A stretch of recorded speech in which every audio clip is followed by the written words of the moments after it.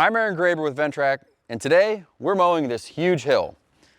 This is a very often requested video for us because we're going to be showcasing the brush cutter alongside the tough cut. And this is a perfect hill to do it on because, one, it's steep. We're approaching 30 degrees at a lot of the top sections here. And two, there's a lot of variety in this hill.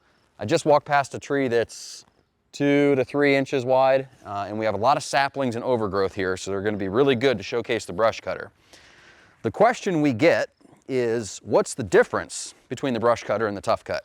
As most will know, the tough cut, which is here on the 45RC, is one of our most popular mower decks, and it's because it's so versatile and you can use it for a lot of different applications.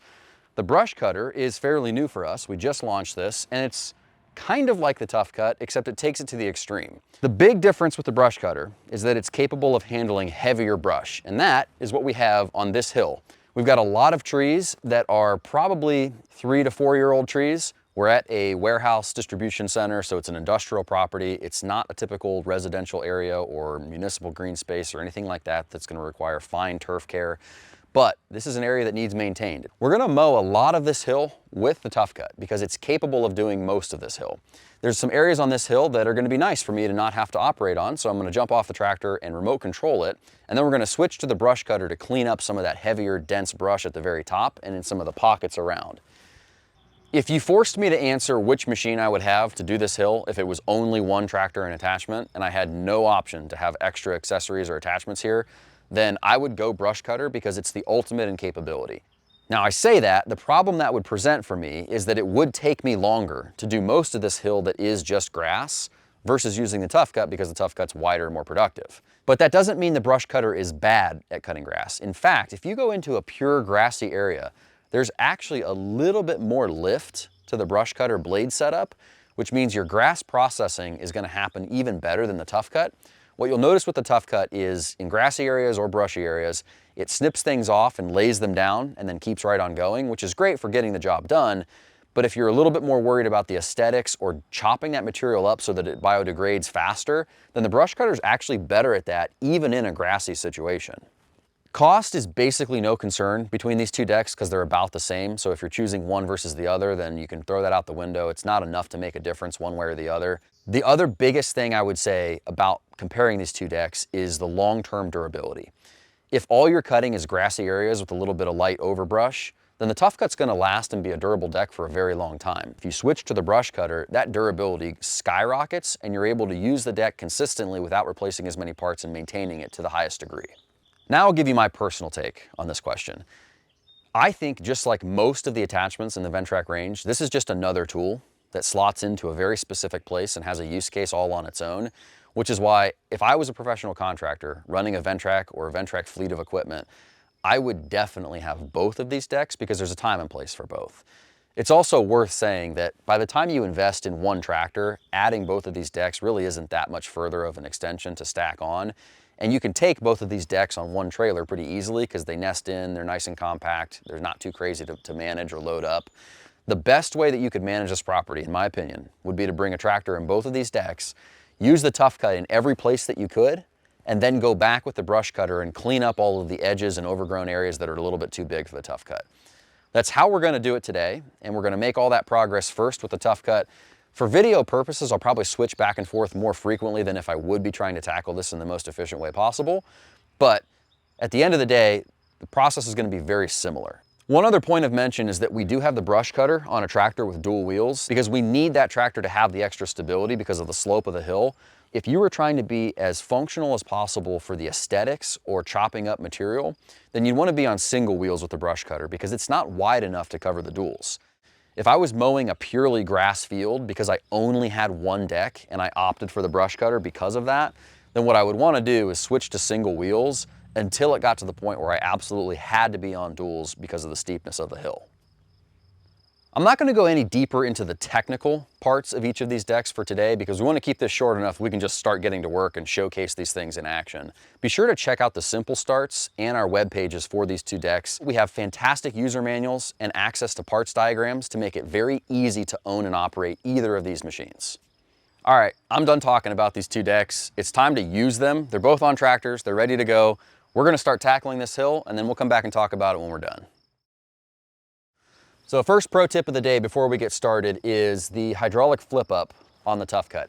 If you're running a tough cut and you don't have a hydraulic flip up, you should immediately change that and give yourself that instant access. It just makes it way easier to work on the deck if you wrap up wire or you get into some problem where you break a spindle or damage a blade, you need to replace that blade. We also do not have hydraulic flip up available for the brush cutter. The bottom side of that deck is much more durable and there's a lot less going on there. But there is quick access from the top side of the deck to the blades if you do need to change the blades out. Now, they are much bigger, much beefier, much more durable. It's much less likely that you're gonna need to be under the brush cutter in a day-to-day operation. But on the tough cut, having the hydraulic flip up and the ability to do that on site is invaluable. If you're gonna run this thing every single day as a contractor, then you probably wanna have some spare parts with you just to keep yourself running in case you get into problems.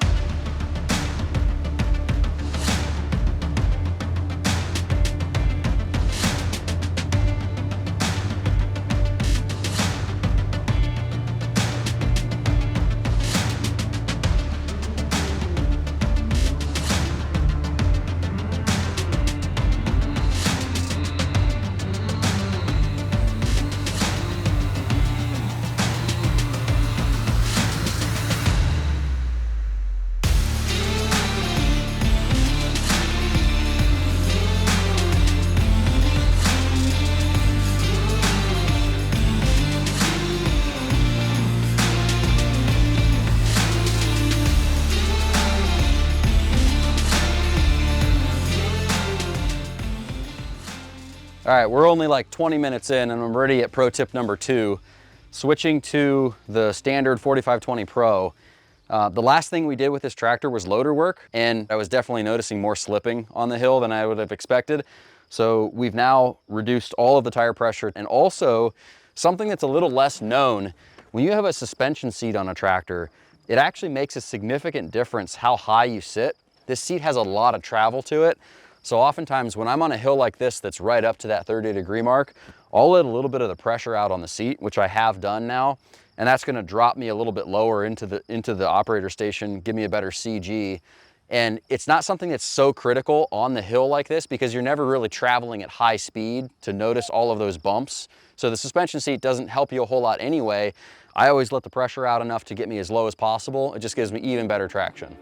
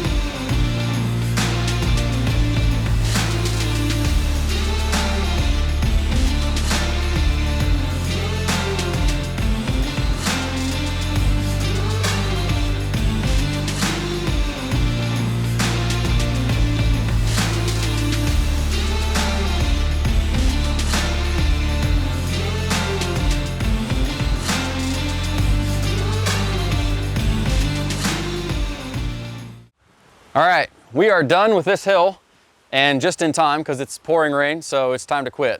But a couple things that I noticed. The Tough Cut is absolutely the piece that you're gonna want to knock out big areas fast. And the brush cutter is absolutely the piece you're gonna want for some of those bigger trees that this thing can't swallow up. That's the main difference in these two decks.